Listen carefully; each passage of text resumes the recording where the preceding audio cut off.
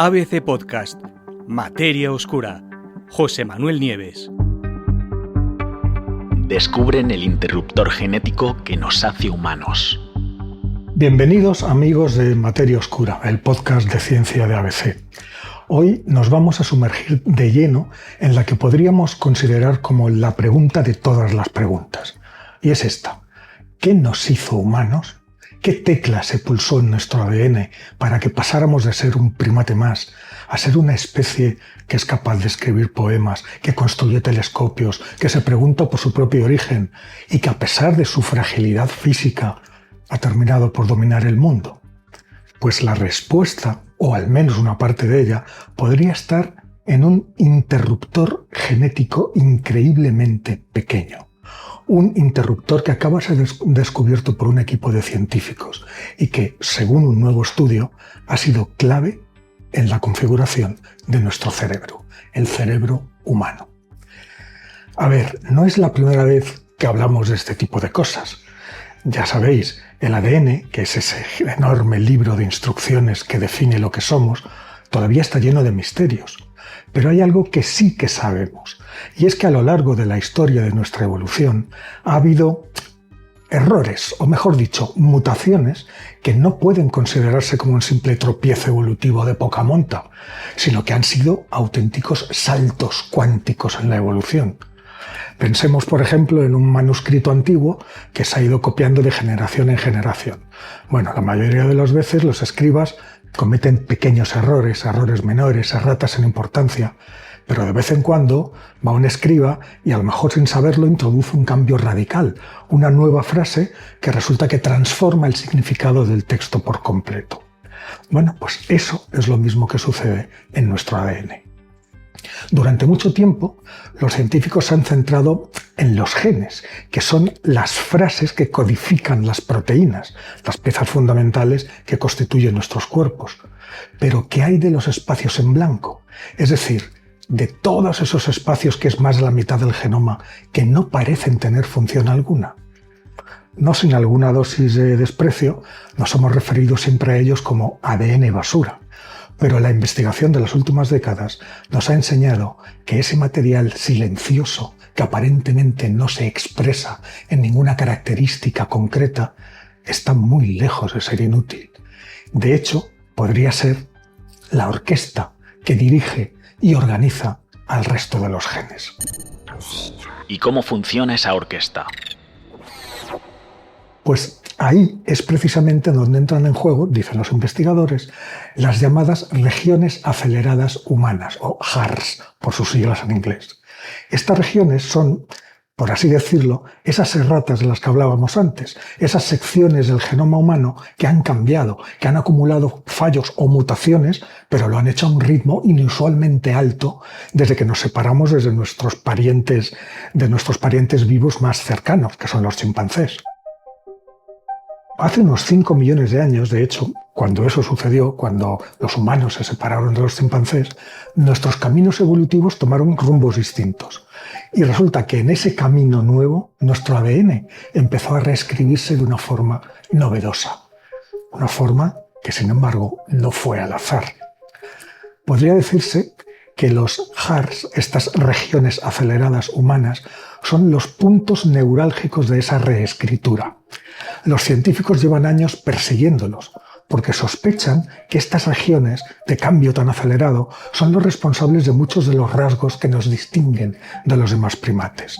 Rasgos que van desde la bipedestación, caminar sobre dos patas, solamente sobre dos extremidades, hasta por supuesto la asombrosa capacidad de nuestro cerebro. Es como si el destino o la evolución hubieran marcado a fuego esas regiones concretas, esas regiones genéticas, para que evolucionaran a toda velocidad. ¿Y qué han descubierto exactamente los científicos? Bueno, pues un equipo de la Universidad de California en San Diego, liderado por dos doctores que se llaman Mike Wilkinson y Kun Tan, han conseguido identificar una de esas regiones, uno de esos HAR en particular. Y esa región la han llamado HAR 123. Y lo que han descubierto, y que acaban de publicar en la revista Science Advances, Pues la verdad es que suena casi a ciencia ficción. Resulta que HAR123 no es un gen en sí mismo, es decir, no es una instrucción concreta para construir una proteína determinada. En vez de eso, es algo mucho más sutil, pero a la vez mucho más poderoso. Es lo que en el argot científico se conoce como un potenciador transcripcional, o en lenguaje llano, un regulador de volumen molecular. Vamos a entenderlo rápidamente. Imaginaros una emisora de radio con 1000 canales. Un gen sería un canal concreto, por ejemplo, no sé, el de la música clásica. Vale, pues HAR123 no es ni el canal de la música ni la música en sí misma. Es el mando a distancia de la radio. Es el que decide qué canal se activa, en qué momento del día, con qué volumen. Es el que dice ahora música clásica a todo volumen o por la noche el canal de noticias pero con un volumen más bajo. Es un director de orquesta que no toca ningún instrumento, pero que hace posible que todos los instrumentos suenen en armonía. ¿Y cómo se aplica esto al genoma? Bien, pues en el caso concreto de HAR123, los científicos, los autores de este estudio, se han dado cuenta de que ese potenciador se dedica a una tarea concreta y principal, que es regular el desarrollo de las células progenitoras neurales. Se trata de las células madre de nuestro cerebro, las que dan lugar a los dos tipos principales de células de nuestro cerebro, que son las neuronas, las que se encargan de transmitir información, de pensar, de sentir, y las células gliales, que son el andamio, el soporte vital de las neuronas, algo así como su servicio de mantenimiento, podríamos decir, ¿no? Pero lo más impresionante no es solo que HAR23 promueve el desarrollo de estas células, sino que también influye en la proporción que va a haber en el cerebro entre neuronas y células gliales. Y no solo eso, sino que los investigadores han podido comprobar en su laboratorio, en células cultivadas en placas de Petri, que la versión humana de HAR123 tiene efectos moleculares y celulares que son muy diferentes a la versión que el mismo HAR tiene en los chimpancés. Es como si nuestro mando a distancia hubiera evolucionado más deprisa, más rápido para afinar mejor el cerebro, para darle la forma que nos hace únicos y que nos distingue de los chimpancés y, por supuesto, del resto de las criaturas. ¿Y para qué sirve todo esto? Bueno, los autores del estudio sugieren ni más ni menos que la función última de HAR23 y de la forma en que regula el desarrollo cerebral es precisamente la de potenciar una de nuestras habilidades más humanas, más distintivas y sutiles, que es la flexibilidad cognitiva. ¿Y qué es eso de la flexibilidad cognitiva? Pues ni más ni menos que la capacidad que tenemos para desaprender lo que ya sabemos y reemplazarlo por un conocimiento nuevo. Dicho de otra manera, es la habilidad para cambiar de opinión, para adaptarnos a las nuevas situaciones rápidamente, para resolver problemas de formas inesperadas. Hay muchos ejemplos, pensemos en alguno sencillo. Un niño que aprende a sumar con los dedos, que es el método que le han enseñado. La suma de 2 y 2 es igual a 4 y solo suma con los dedos. Pero luego en la escuela le enseñan a usar la mente, a hacerlo de forma abstracta. Y el niño tiene que desaprender el método de los dedos y adoptar el nuevo. Ese es un ejemplo. Otro más. Un adulto que ha conducido toda su vida por la derecha y que de repente se va de vacaciones a Londres y resulta que ahí tiene que conducir por la izquierda. La flexibilidad cognitiva es lo que le permite desaprender un hábito profundamente arraigado, que es el de conducir por la derecha, y aprender uno nuevo, que es el de conducir por la izquierda. Esta capacidad es algo único, es algo que nos separa de forma significativa de otras especies. Es lo que nos permite innovar, crear, adaptarnos a entornos que cambian a gran velocidad. Por lo tanto, es una pieza clave en lo que nos convierte en una especie capaz de construir sociedades complejas, de desarrollar tecnologías asombrosas. Sin esa flexibilidad de nuestro cerebro, estaríamos muchísimo más atados, como lo están el resto de los animales, a los instintos y a las respuestas automáticas, igual que el resto de las criaturas de la Tierra. ¿Y si ese interruptor falla? Pues efectivamente, la investigación también tiene eso en cuenta. No se detiene en lo que os acabo de contar.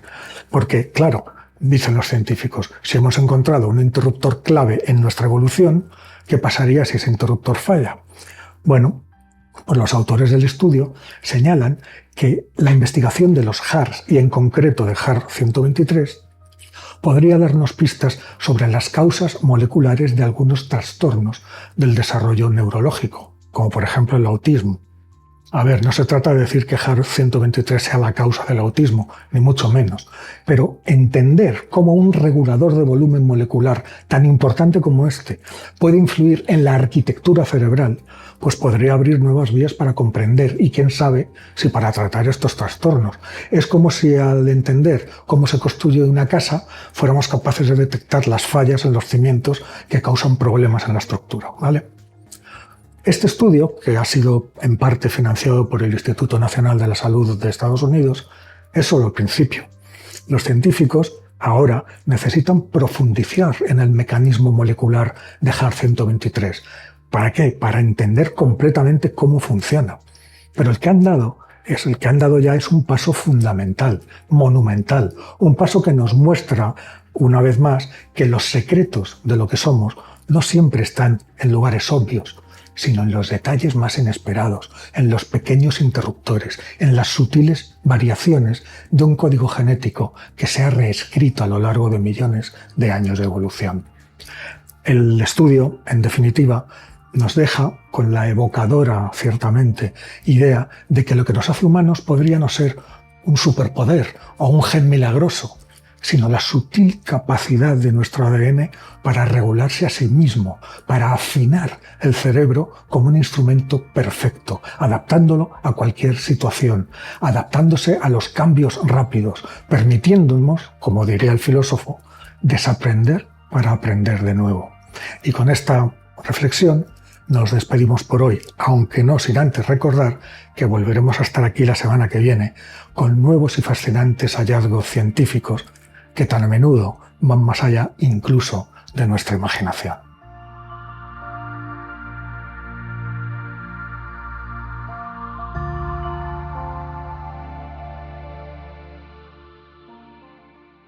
Muchas gracias por escuchar. Todos los episodios de Materia Oscura con José Manuel Nieves están disponibles en la web del periódico, abc.es y en las plataformas de audio.